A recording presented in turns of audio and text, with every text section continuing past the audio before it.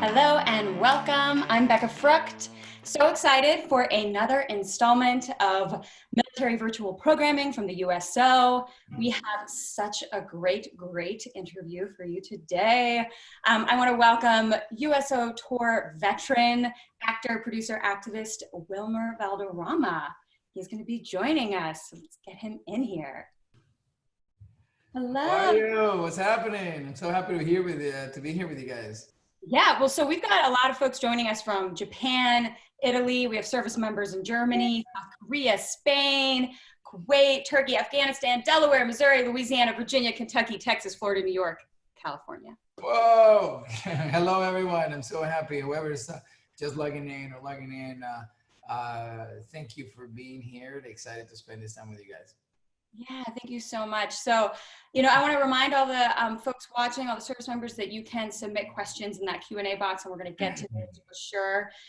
We have a really exciting time planned for y'all today. So, Wilmer, tell us, Father's Day was yesterday. How did you spend it? How's it been going?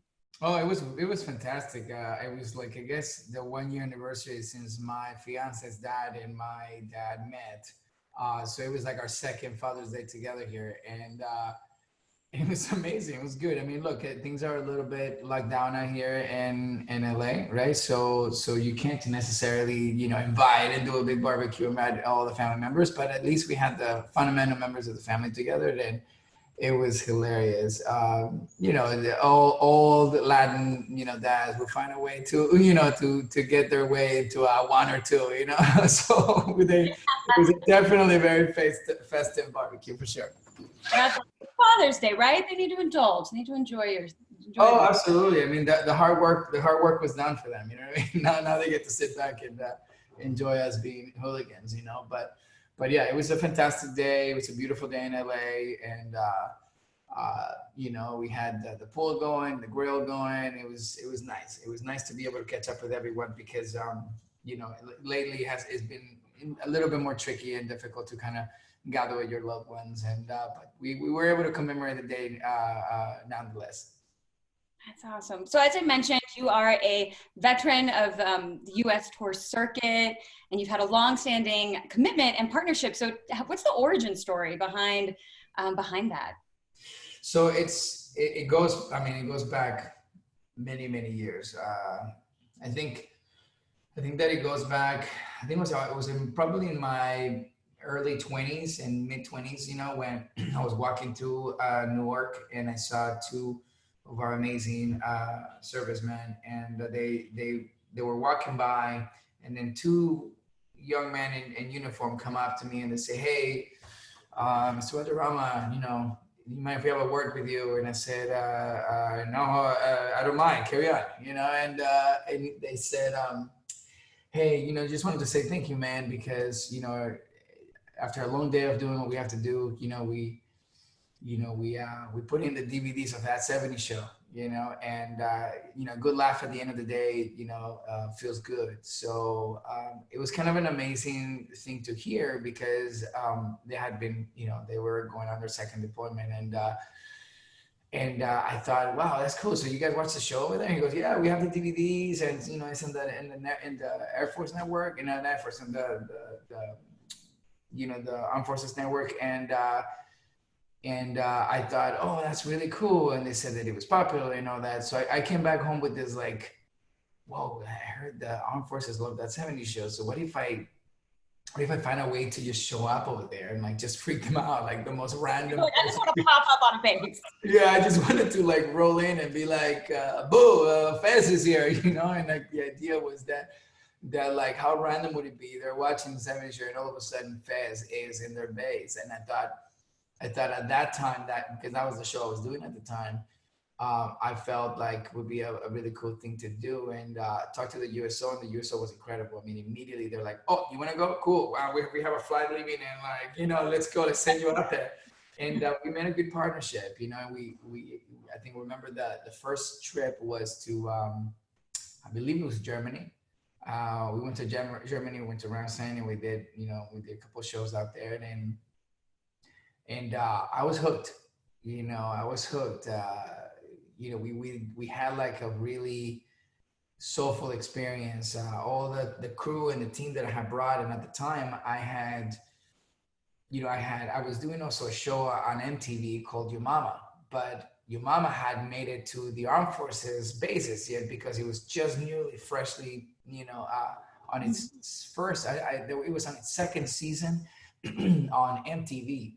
And Your Mama was basically like the 8 Mile of Your Mama So Fat jokes, right? So it was basically you would put two young cats, basically, or young girl, basically battle each other. Oh, that's like a cult following. There are people who are like, Oh no, it was.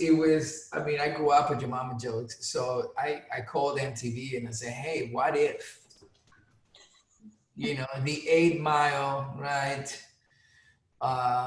what Of a Your Mama So Fat jokes, and the MTV said, there's something amazing about rewarding bad behavior, and green light the show, and I decided I was going to host it. And so in the States, it had caught fire, like the kids in the schoolyard, and everybody was just like, snapping and roasting each other. And there was something beautiful about, that connectivity for comedy, and so I decided to talk to the USO. I'm like, hey, I don't want to just come out there and do like a handshake tour, even though I'm down, or autograph sessions. I want to bring something to the troops, so I decided to build a stage version of Your Mama, and I brought the winner of the East Coast season and the winner of the West Coast season.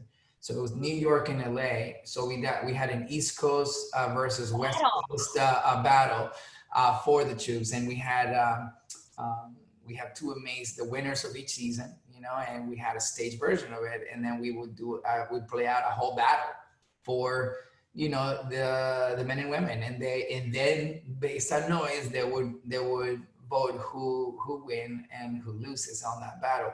What was very interesting and very unique is that I don't think the generals and all the commanders who were in charge of the bases really understood what I was bringing in entertainment. So it was like the generals will come in, we have a USO tour, and they sit in the front row, and then all the troops are there, and then all of a sudden Your Mama's and then just like chaos breaks loose. I'm telling you, first of all, anybody who was on that tour or had family members or anyone who happened to have witnessed that tours, the Your Mama tours, know that there was a very funny understanding and awareness that there was a general in the room and that the general was watching this.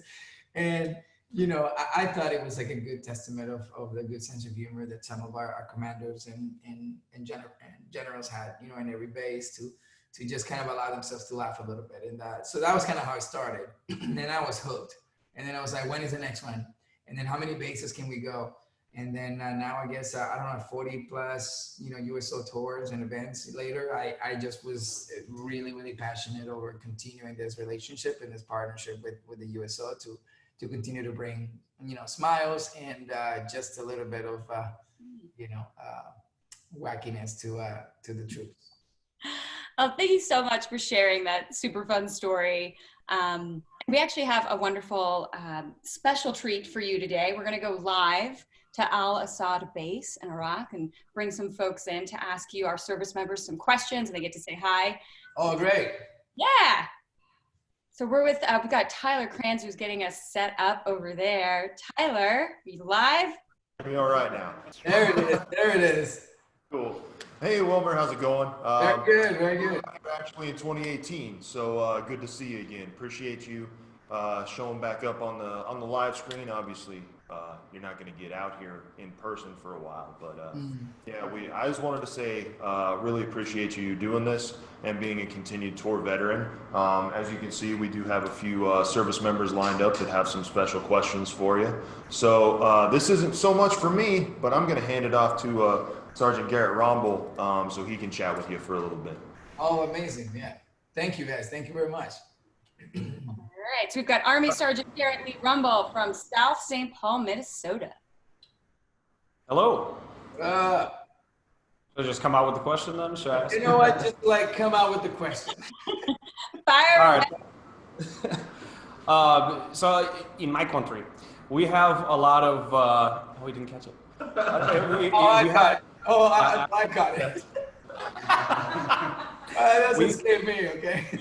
You tend to see a lot of actors that they land a pivotal role that becomes part of this like cult fiction awesome set, and it seems like you were able to surmount that. How did you go about doing that and not being typecast from that point forward in other roles? Well, in my country,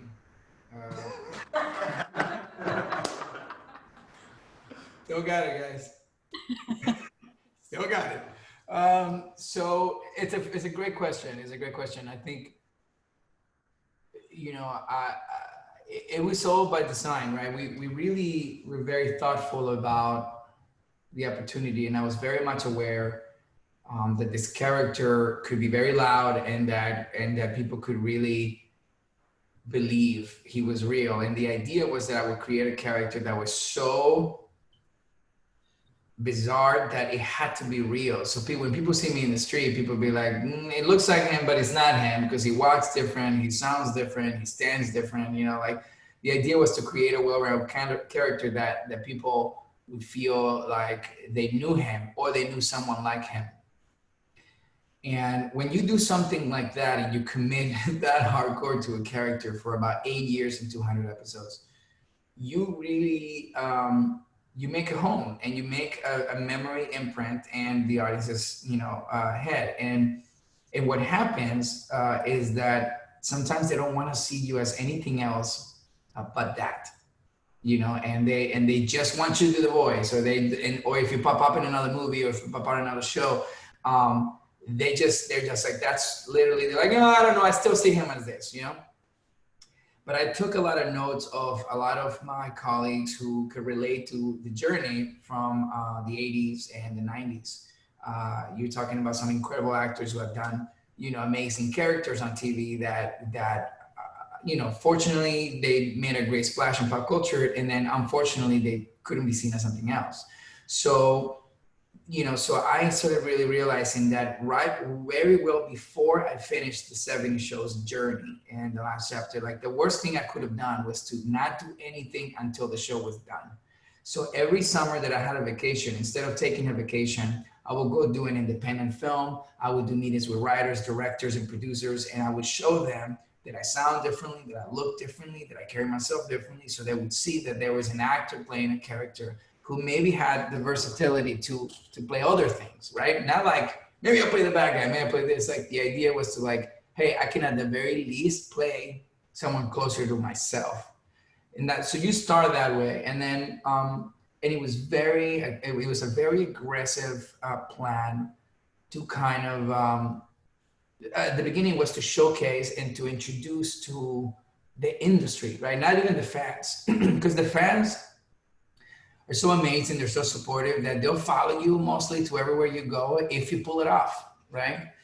But the industry is the one that will hold you back, right? So Hollywood would be the one who would tell you, I don't think the audience, even though they don't have any connectivity with the audience or what the audience really wants, sometimes Hollywood would just be like, we'd only see you as this, and they make the decision. So the idea was to kind of re-educate the industry that I was something else, that I was more than just that character.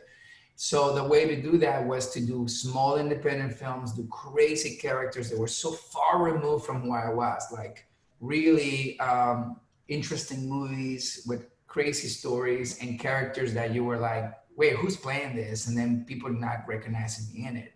So there's a lot of movies in that early time of my life where you would literally see them and you would be like, who is this guy, So I encourage you to check out his movies because it's a very interesting, journey.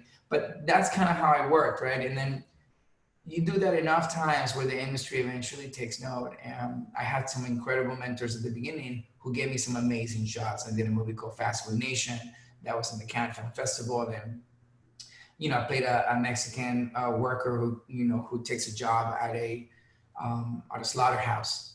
And people just couldn't even identify me with the character then. And so the industry started taking note that I could do something else. So that was the breaking of the ice. And then eventually, all of a sudden, for some reason, people wanted to see me in drama more than comedy. And like the last since the 70s, there's a bunch of stuff. I can't even get caught, doing comedy. Like they want me to do mostly drama and action drama and stuff. So I've done a number of things, like Awake at the beginning, another show. I did 13 episodes, which is really good. It's also available. And then from then I went on to do Minority Report, and From Dusk Till Dawn, and and a number of other things. And now I'm on NCIS, so, and I'm one of the main, bad boys there. So it's kind of a unique thing, but I always find a way to move the humor in there, because I know that my supporters definitely like to see me be funny in everything I do. So I'll try to include a little comedy, even though there's drama and the characters. But it's a loaded question because it was a big moment, right? It's like it was a big strategical thing that 4 years before we ended the show, I started reinventing myself, because if you waited until the end of the show, would have been way difficult. That makes a lot of sense. Thank you for unboxing that for me. Hey, no, thank you for your question, man. Did you have one more, or we'll move on? That, I guess, was the one I had. You pretty much covered over everything that I had, and I guess I don't want to take up the time of anybody. I think I answered like probably 7 questions in that one question. Yeah, it was. What is the meaning of life? Yes. Exactly. What is it? The meaning of life? Yes. 42. Okay, we have Air Force Staff Sergeant David Tang from San Francisco. Thank you so much. Hey, how you doing, Wilmer? Good. So a lot of people talk about the 70s show and everything like that, but one of my biggest shows that I liked watching when I was growing up was Your Mama. That was absolutely hilarious. I used to love watching Your Mama too. What's that? I said I used to love watching Your Mama too. See, that's what I'm talking about. So like, what was like your most memorable joke event that happened on the show? Yeah, so, oh my God, I don't know. I don't, this is not like live television, so I have to like censor myself, right? Some people at the USO are like, no. So it's a really great question, because I have heard some really twisted shit, okay? Like in the Your Mama journey of it all, from season 1 to season 2, and even season 3 when we were in Atlanta, people got really inventive, to the point where like MTV was just like, okay, so yeah, we'll admit it's funny, but I don't know if we can put that on TV. But I will say that some of the most memorable things were, for me, it's 2 things, right? One is like the jokes, right? And the other one is like the experiences of behind the scenes. And you remember from Your Mama that I used to go to the opponents' houses, and I would raid their house and figure out the embarrassing stuff that could be used against them in the battle later. And that was like a fun moment for me to just literally like show up, don't have a script, don't have anything, like don't have anything planned, just look under the bed, in the closet, and come up with really, embarrassing stuff to say. And one of the beautiful memories for that was that I would go to all the hoods. I would go from Compton to, I mean, literally, I would go anywhere, and I would get such a beautiful reception from the people that they would do backyard barbecues when I come around. Every time I go to one of the houses, the mom or the grandma have made like a southern meal, or something like that. And that was really beautiful, because to have a mom cook like a beautiful meal to say, welcome to our home, while at the same time, we're prepping somebody to talk about them, the mom. It was like a very bizarre thing. Like, thank you for feeding me. We're about to talk about you, So to me, I think that was one of the most beautiful memories, to be able to meet all the moms and see the moms having like such a great sense of humor about it. And, as you saw from the shows, we would have the moms show up to the battles, and, they would just laugh. What's your favorite Your Mama joke?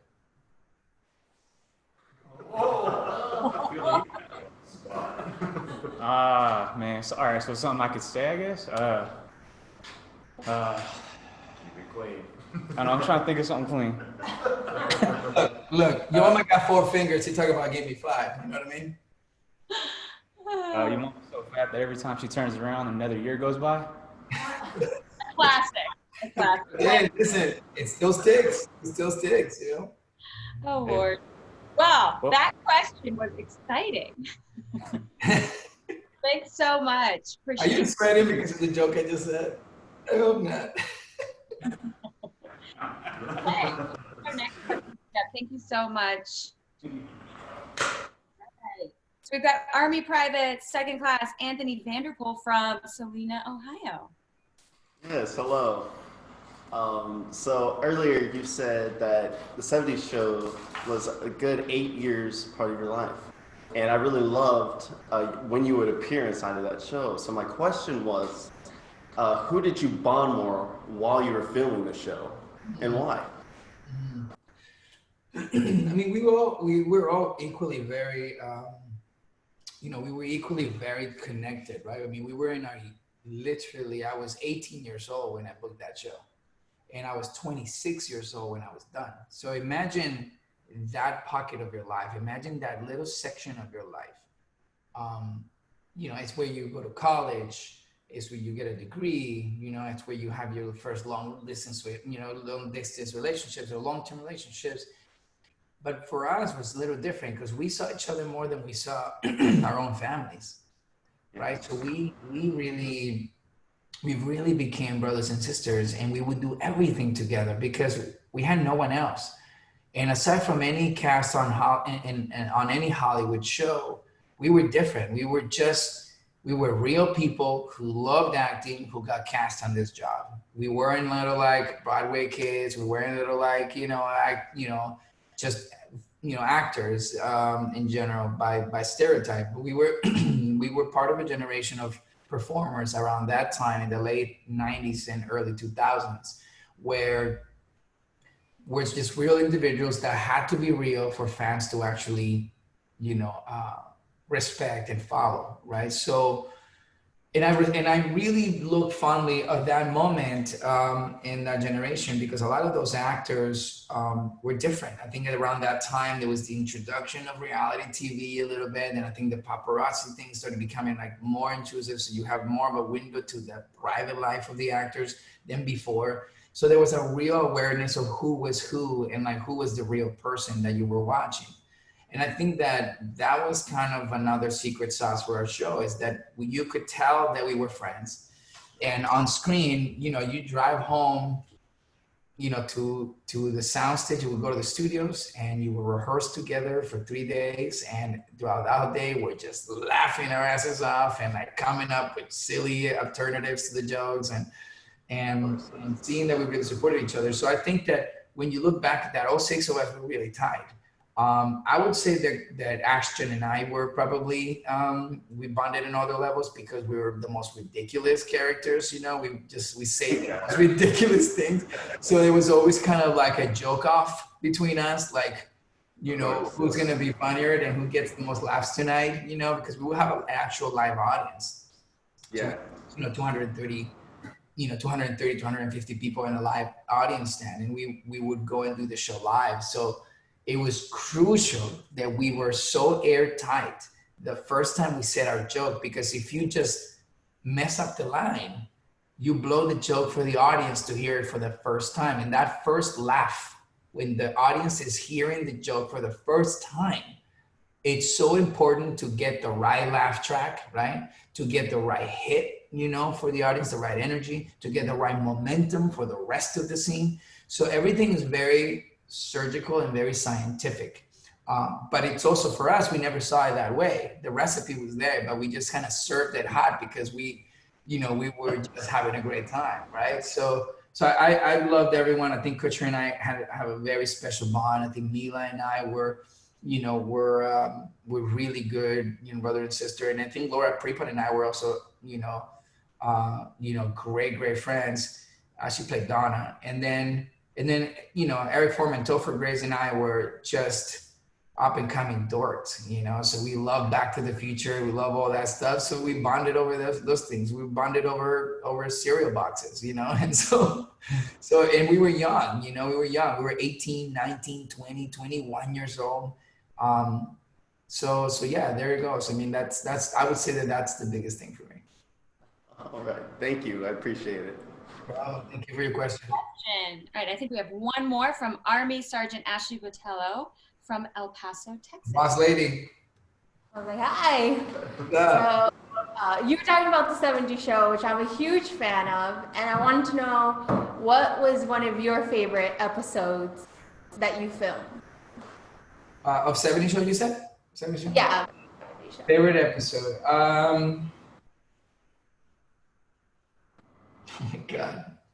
You know, I get asked this often, and I'm always, and I'm gonna tell you the reason why I'm a little blanked is because I don't remember shooting 150 episodes, and I only remember 50 of them. So out of 200 episodes, it's almost like I turn on the TV, my fiance and I turned the TV on, you know, maybe a couple of weeks ago, and my fiance and I are sitting there watching the TV. And then all of a sudden we watch this channel is airing the shows, and we watched probably 7 episodes back to back, and I don't remember shooting any of them. And I was watching them for the first time. And the reason why is because we were so, it's really hard to describe. We were young, everything was new, and it was like, you know, our adrenaline was at an all-time high every episode. So, you know, I don't remember shooting a lot of us, but when I watch them, you know, I watch them like a fan now. And I think to myself, damn, we were really funny. You know, like I really think like, oh, maybe we thought we were funny back then, but we thought, oh, of course we think we're funny because we're young and like egotistic little, you know, I mean, but then you watch the show and you're like, oh, it wasn't that bad, you know? So I think one of my favorite episodes, I would say was, one of my favorite episodes was, I think the disco episode was fun, you know, because when Jackie and I danced, you know, that disco number, I think that was fun because that was one of the first times when you saw the Fez was going to be a little bit more than just like a punchline character. Yeah. And then he started growing from then on. He really broke his own mold and he became something else. That was one of my favorite episodes.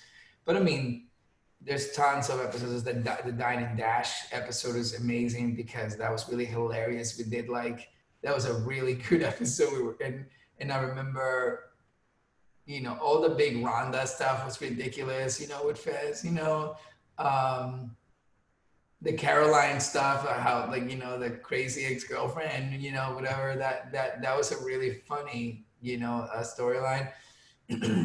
And yeah, so all that stuff really played out well for us. And I think that, you know, that was really good. And we, you know, all the dream sequences, you know, if you ask me, like another question is one of my favorite dream sequences that we did on the show, I would say like, you know, the I Love Lucy one was pretty good, you know, where like Laura played Lucy and I played Desi, and that was pretty amazing. So yeah, I mean, there was just a lot of great memory stuff, but it's really weird, you know, when I watch the show, sometimes I don't remember shooting that scene, and I don't recognize myself because I don't think I looked at myself in the mirror very often back then, you know. So yeah. Well, thank you so much for taking the time out to talk to us and myself. Oh, thank you, Annie. Thank you so much. And thank you guys for, you know, what time is it over there? 8:30 p.m. 8:30 p.m. Wow, cool. Well, I appreciate you guys spending a little time with me here. Obviously, as you know, and I'll say this a few times more throughout this broadcast, you know, I've met thousands of your brothers and sisters, and I've heard hundreds of amazing stories, and I've met hundreds of family members too. And, you know, I consider myself, you know, a brother and to you guys too. So every time we get a chance to kind of catch up with you guys, it makes me better as a man. And you guys definitely teach me so much about what is, you know, what is the heart of the individual that wears a uniform. And that's why I fight every day, right? That's why we fight for justice, and that's why we wave our American flag vigorously and passionately. And so thank you guys. Thank you for everything you guys do. Wilmer, so I want to say thank you as well. There is one more request we have for you though. Mm-hmm. Socially distanced, we want to capture a nice selfie with all these guys and you on the nice side. So if you want to pose for us real quick, we're going to take a quick photo and then we'll wrap it up. Great. So kind of distance yourselves around. Yeah. One on each side and then kind of three fan out over there. Yeah. All right, guys, you ready? 1, 2, 3. Awesome. We got it. Beautiful. Thank Again, you. thanks so much. We hope to see you out here again sooner rather than later. Absolutely, brother. Thank you. Nice to see you again, my man. Yeah, you too, man. Appreciate you guys, man. Thank you. Stay safe out there. We love you. Thanks so much, Tyler, and the servicemen and women who asked questions. So great to have y'all. All right, Wilmer, I feel like we went on a journey. Memory lane. There was like a mini Yo Mama episode in the middle. Hey, did I get in trouble, guys? I hope I'm not in trouble with you guys. You're good. You got all the swag on. Okay, so we've got some more questions that are coming in through our Q&A box. So let me get one of those for you. That 70s Show and NCIS are different genres. Yeah. Even though That 70s Show was successful on its own, were you nervous starting on NCIS that already had such a long-standing popularity? No, I wasn't. That's actually from Francis Salas. Oh, nice. Hello. Thank you for the question. No, I wasn't nervous, and I've been asked that a few times. I was also asked that on set a few times. A few crew members were like, hey, it's the #1 show, and a lot of people are watching. Are you like a little intimidated or whatever? And then to my answer to that was, are you guys intimidated by me coming in here? Because I'm about to change everything. I'm about to flip the script. I'm gonna flip your script, and and it became kind of an ongoing joke because, I'm no stranger to long-running shows, right? And 70 Show and a few other shows that I've done in the past have done really, really well. And being #1 and being highly watched and having a long-running show, all it means is that the show knows itself very well. And that you have the ability to come into a situation that is a well crafted, consistent, and effortless, a workflow. Something where you can come in and follow suit. And I've been doing it for 22 years now, right? So in 22 years of my life, I know what a soundstage looks like. I know what a camera looks like. I know what a script looks like. I know what, I know these are my, my things that fall into the second nature category, right? So when you come into a show that's long running like that, specifically with NCIS, it was more exciting. And I was very grateful, to be in a situation that I could share the screen with these amazing individuals and to share the legacy, right? That NCIS has had. And I think that was the thing. It was more excitement and eager to come in and bring something new to the show. I knew what the show did really well. And I, in my heart, wouldn't have taken the character, wouldn't have taken the role if I didn't think that I can come in and contribute to the show on a high level. Like if I couldn't come in and do produce fireworks for the show, then it wouldn't make sense. I would rather go to a show that really needs my strengths than go into a show because it's popular as #1. So being #1 didn't mean anything to me. Being the fact that millions and millions of people, 60 million people every Tuesday watches, was not intimidating. Was just an opportunity to show that audience that's been so loyal to NCIS that the show still has legs, that the show continues to swing hard, and that that this character was gonna, pave the road for a new universe of NCIS and bring a different tone. But Mark Harmon was an amazing partner to me on that. So, that worked really well, right? I was able to really understand what they have established and then how to bend the rules a little bit to make it a little louder, a little bit more exciting, and maybe at times a little funnier. Right, you just bring a little bit of Fez flair. Yeah, a little bit. Yeah, a little sprinkle. Sprinkle. Oh, and it's so incredible. Your journey as an actor has really been, you have such a wide spectrum, right? You go from that 70s show to NCIS. That's, you've been able to like make that happen. And a lot of folks, that's definitely takes, like you said, like a commitment to the craft. We have another question from Laurice Jones. How much of your own personality and personal experiences do you bring into your portrayal of Agent Torres on NCIS?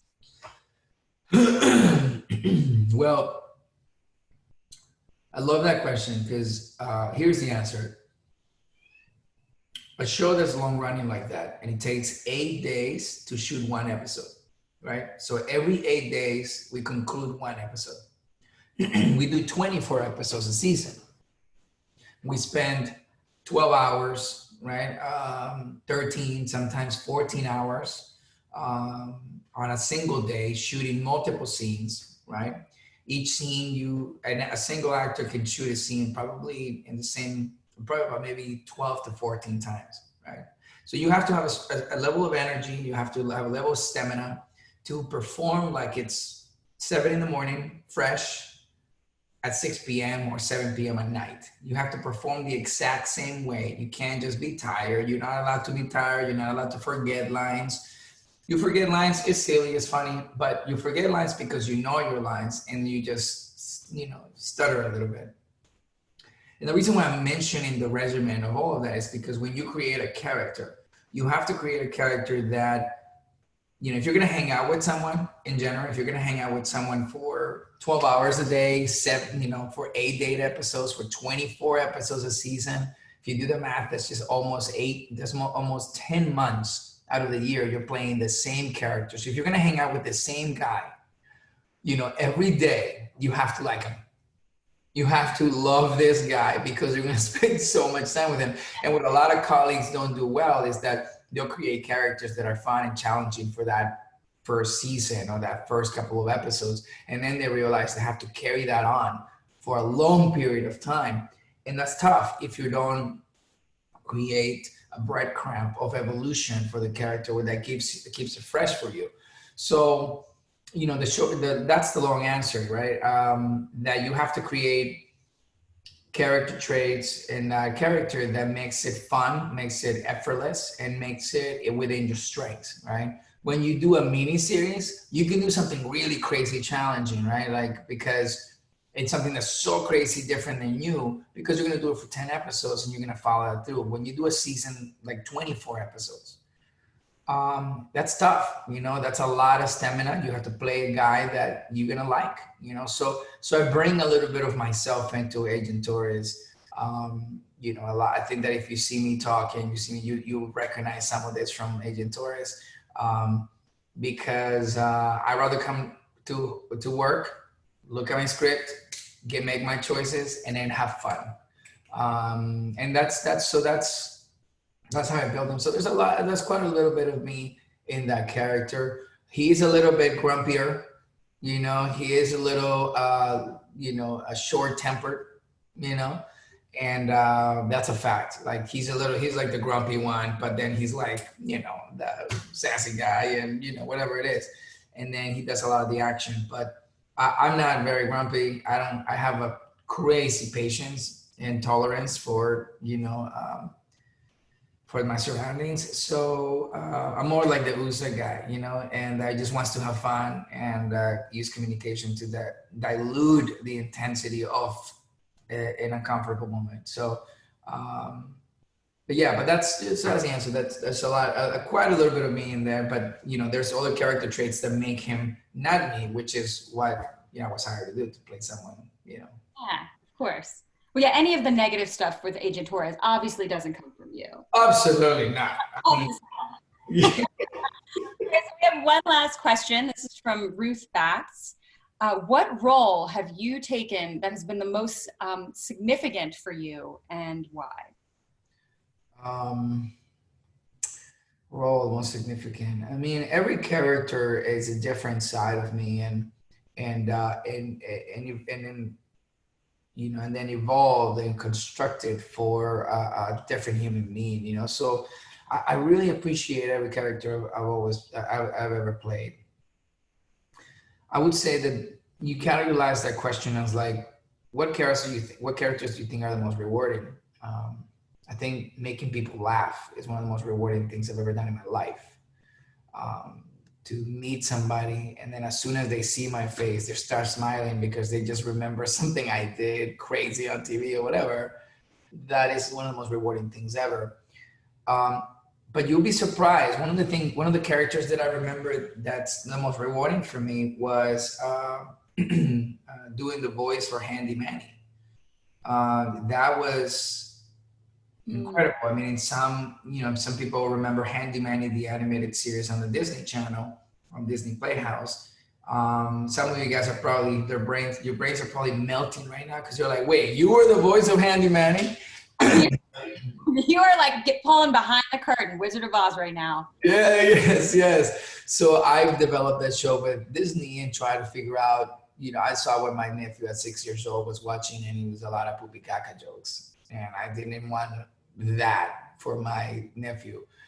So I called Disney and we partner up and we did this show. And being part of a young kids upbringing and giving them certain values that, as universal as they were the kind of fundamental character traits of the making of a decent person, that appreciates all cultures, that appreciates all differences between us, and is able to create a unity. That's what the character was about. Was one of the most rewarding things. So that was a really fun one. But I think Fez started my career. I will always love Fez. We will always love Fez. Thank you. He's like the common ground for America, is just everyone loves Fez. And you mentioned like the reward, like being able to reward folks with laughter, and we have gotten so much of that from you today. So thank you, like such a reward for us and for all the audience members and servicemen and women. Do you have, as we wrap up here, a message to share with the folks watching? Yeah, there's so many things to say, and I think that anyone who's either watching live right now or is eventually going to catch up to this video on their own time, I just wanted to say that with so much uncertainty in this world, with so much concern over what a new normal will be, over what our society will become as we create more ways to unite our minds and have the same heartbeat.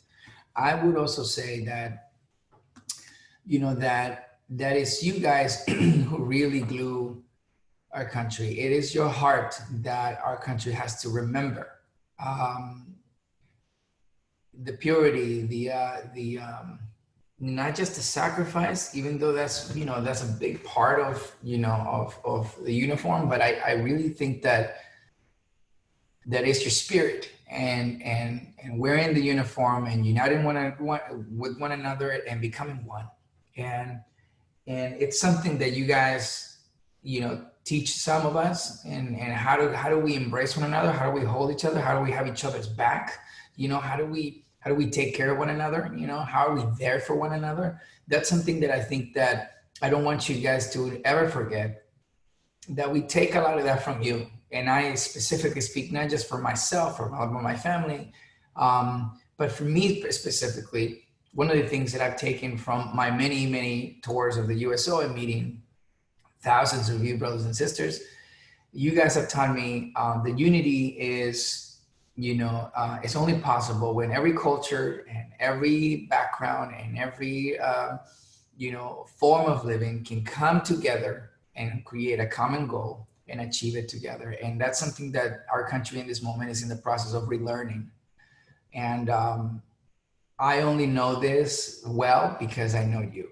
So I just want to say thank you, because in this moment of uncertainty in our country and in many countries, and as we deal with a pandemic, you have reminded me what's so important about celebrating what we do have and not dwelling on the things that we may have to do right now to get to a normality, and not dwell on the things that we don't have.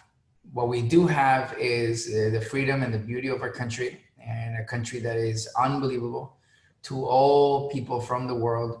And it's thanks to you guys and what you guys do that reassure us that it's gonna be okay. So I love you guys from La Familia Valderrama. Un beso muy grande, los quiero. Thank you so much, Wilmer, for sharing from your heart, sharing your time, sharing laughter with us today. Thank you to the audience, to the servicemen and women for joining us, for your wonderful questions. Please stay in the loop with USO. You can check out local USO social media pages so you can hear about upcoming events and activities, MVP events. Wilmer, have a wonderful day. Everyone else, stay safe, take care.